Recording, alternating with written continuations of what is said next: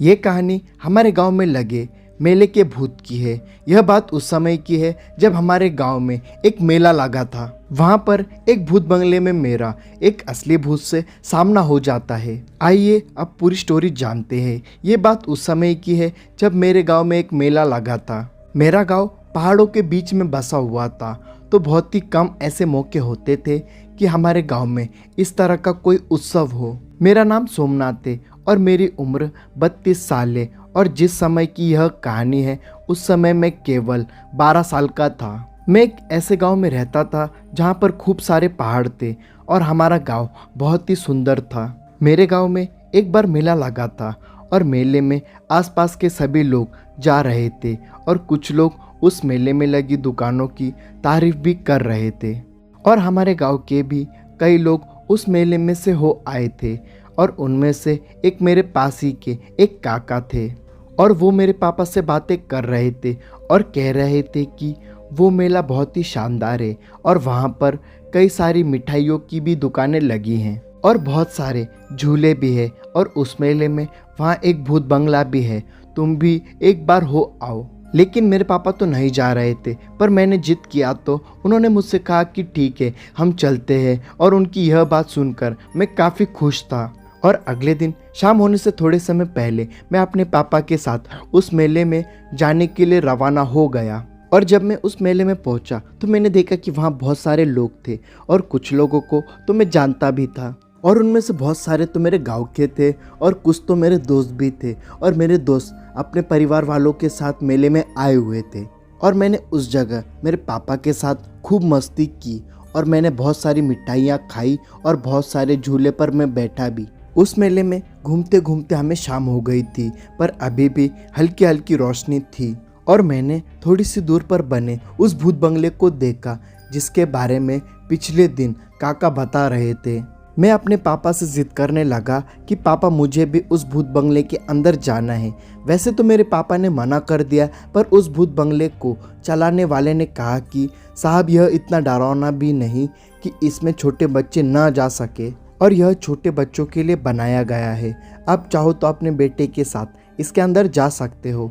मेरे पापा भी सोचे कि चलो ठीक है, और उन्होंने 2 टिकट खरीदा और वो उस भूत बंगले के अंदर चले गए। वह भूत बंगला इतना डरावना नहीं था जितना कि होना चाहिए था।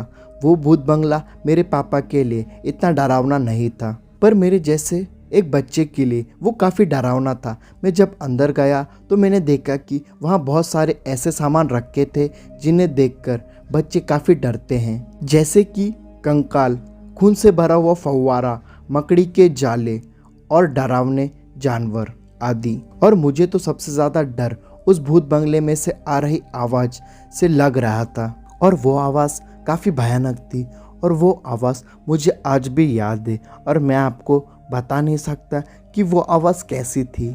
और इसके थोड़ी देर बाद हम उस भूत बंगले के आखिरी छोर पर आ चुके थे, तभी मुझे अपने पीछे से एक ऐसी आवाज़ आई जो अब तक आती है जब कोई बड़ी सी बॉल ज़मीन से टकराती है। जब मैंने पीछे मुड़कर देखा तो मुझे एक काले कपड़े में एक आदमी दिखाई दिया, जिसे देखकर मैं काफ़ी डर गया था। और वो जो कोई भी था, उसका पूरा शरीर काला और अजीब से कपड़ों से ढका था।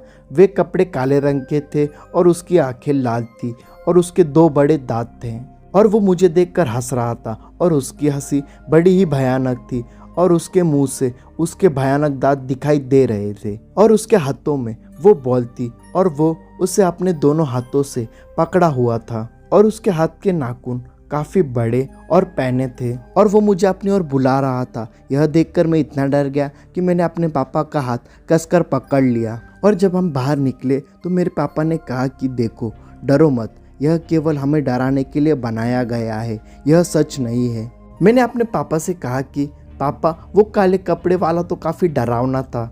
लेकिन मेरे पापा ने उस काले कपड़े वाले भूत को नहीं देखा था, तो उन्होंने चौंक कर कहा कि सच में तुम डर गए थे। और फिर उसके बाद जब मेरे पापा उस भूत बंगले वाले मालिक के पास गए तो उन्होंने उससे कहा कि तुम्हारा भूत बंगला तो बच्चों को अच्छा डरा रहा है। फिर उन्होंने उस काले कपड़े वाले भूत के बारे में कहा तो भूत बंगले वाला बोला कि अंदर तो सिर्फ नकली का सामान रखा है और कोई भी आदमी नहीं है जो लोगों को डरा सके, और शायद इस बच्चे ने कोई पुतला देखा हो। और मेरे पापा भी बोले कि हाँ, ऐसा हो सकता है। और फिर उसके बाद हम घर वापस लौट आए, और जब मैं रास्ते से आ रहा था तब मैं केवल यही सोच रहा था कि अगर भूत बंगले में लोगों को डराने के लिए कोई आदमी नहीं था तो वो कौन था जिसे मैंने देखा था, और वो पक्का कोई पुतला तो नहीं था, और वो मुझे अपनी ओर बुला रहा था, और अगर मैं उसके पास चला जाता तो मेरा क्या होता। और यह बात सोचकर मैं आज भी काफ़ी डर जाता हूँ।